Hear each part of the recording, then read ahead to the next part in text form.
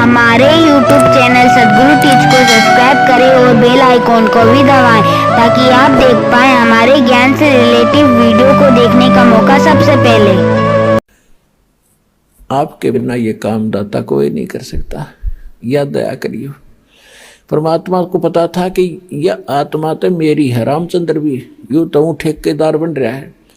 अपन आत्माओं जैसे आपका कोई पुत्र या पुत्री है और कोई रोगी है आज के दिन किसी कारण से, मान ले देखो सत्संग ये ऐसा सत्संग है इसमें सारे पॉइंटों पर हिंट देने पड़ते हैं। हर तरह के भगत होते हैं।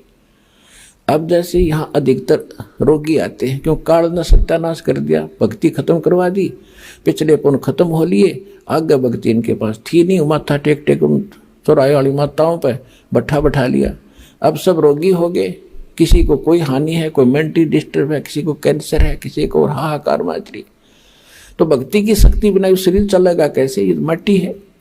तो अब जैसे यहाँ आते हैं और कति लास्ट स्टेज पर मृत्यु के निकट है, यदि सच्ची श्रद्धा से सच्चे दिल से समर्पित होकर भक्ति करेंगे तो कति ठीक करेगा, गारंटीड बात है।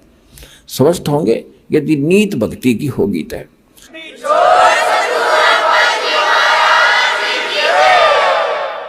और दूसरी बात यह है कि कोई जैसे अब क्या करते हैं, कोई भक्त बता देता है कि वहाँ जाते ठीक हो जाते हैं, वो चल पड़ते हैं बेचारे को, सब जगह थक लिए, वो सोच लेते हैं एक ट्राई और कर लेते हैं। तो ट्राई करने आने वाले को यहाँ राहत नहीं मिलेगी। हाँ, यहाँ समर्पित होकर ज्ञान सुन का आवे और चलो ट्राई करने आ भी गया तो हमारे नियमों का फॉलो करे जो हम यह बताते हैं।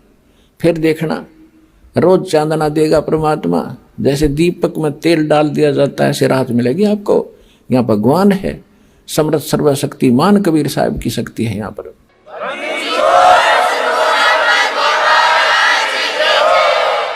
अब फिर भी किसी कारण से भी राहत ना मिल पाई, त्रुटि तो अपनी ही होगी, भगवान में तो है ही नहीं। सतगुरु के दरबार में भाई कमी कहे की ना, अनसा मौज नहीं पावता तेरी चूक चाकरी माँ। इस सच्चे दरबार में कबीर भगवान की डिक्शनरी में इम्पॉसिबल वर्ड नहीं है, असंभव शब्द नहीं है इस भगवान के दरबार में। यदि कोई आप नहीं राहत प्राप्त कर रहे हो तो आपकी चाकरी में दोष है, कमी है, त्रुटि है, आपकी कोई श्रद्धा भाव और सिमरन भक्ति में कोई दिक्कत है, उसको सुचारू करो, वो अवश्य मिलेगी।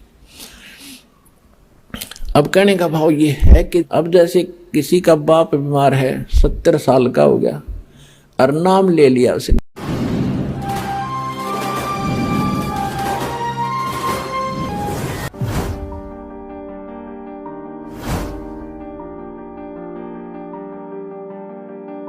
परमेश्वर कबीर साहब जी ने फिर आप जी को संदेश दिया है कि पूरे गुरु की शरण में आने के उपरांत आप जी ने कैसे उसके साथ व्यवहार करना है और पूरे गुरु की क्या महिमा है, कितनी वैल्यू होती है पुण्यात्माओं परमात्मा को पाने में। ये जो हमारी रीति रिवाज हैं ये भी बाधक है। परमेश्वर ने कहा है कि मन कर धीर बांध ले रे बौरे और छोड़ दे न पछलों की रीत। अब जैसे कल या आज जैसे भी राखी का त्योहार था, रक्षाबंधन का त्योहार था, इस रक्षाबंधन की क्या आवश्यकता है, क्यों इसको हम मना रहे हैं? ये काल के चलाए हुए अपने इस टाइम पास करने की खातिर, टाइम वेस्ट करने के लिए और हमें पीड़ित रखने के लिए एक ये रीति बना रखी है। अपन आत्मा इस ज्ञान से परिचित होने के बाद हमारी आंखें खुल जाती हैं और जो समझदार बच्चे हैं इस बात को स्वीकार कर लेते हैं कि संत जो कहते हैं परमेश्वर का आदेश होता है, तो फिर वो स्वीकार कर लेते हैं, फिर वो समाज की नहीं मानते। एक बहन ने बताया कि जी उपदेश लेने से पहले मैं राखी बांधने के लिए अपने भाई के वहां घर गई, वही रक्षाबंधन का दिन भाई की इंतजार कर रही थी, दुर्घटना के अंदर भाई की मृत्यु होगी, उसका शव आया, टक्कर मार मार कर रो रही थी।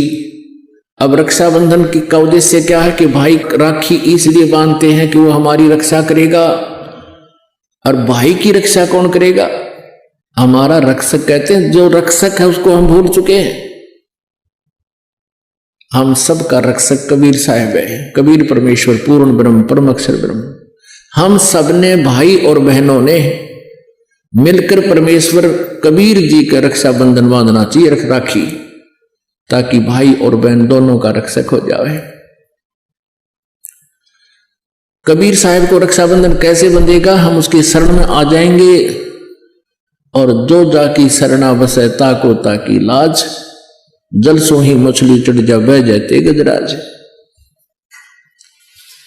हमने अपने परमात्मा को राखी बांधनी चाहिए।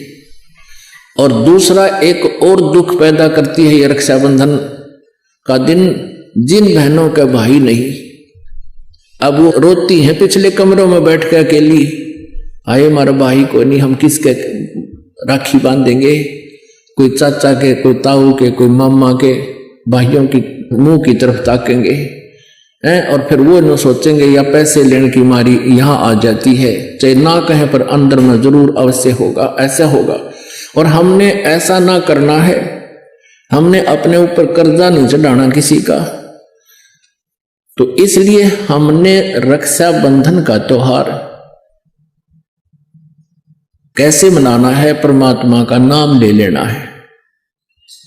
और फिर ये 10वां दिन यहाँ त्योहार होता है, सत्संग होता है, इसमें आकर के हमने इस परमात्मा के ज्ञान को सुनना है। तो ये इस तरह के जो रीति रिवाजें हैं ये हमें पीड़ित करने के लिए है, हमारे को एक दूसरे से दूर करने वाली है। अब रिवाजें बन गई हैं कि बहन राखी बांधना आवेगी, उसको कुछ देना पड़ेगा, एक मजबूरी सी बन गई। तो ये भी हमारे नाते में दरार पैदा करती है। तो पुण्यात्माओं, जिन्होंने परमात्मा पाना है तो परमेश्वर के विधान को अपनाना ही पड़ेगा।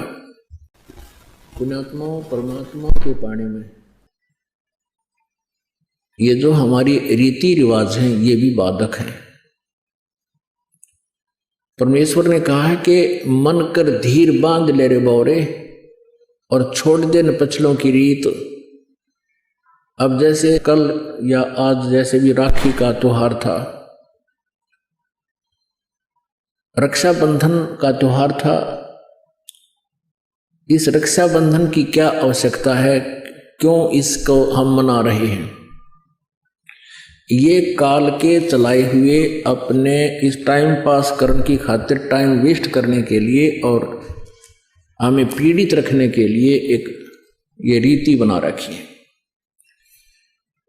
अपुणात्माओं, इस ज्ञान से परिचित होने के बाद हमारी आंखें खुल जाती हैं और जो समझदार बच्चे हैं वो इस बात को स्वीकार कर लेते हैं कि संत जो कहते हैं परमेश्वर का आदेश होता है, तो फिर वो स्वीकार कर लेते हैं, फिर वो समाज की नहीं मानते।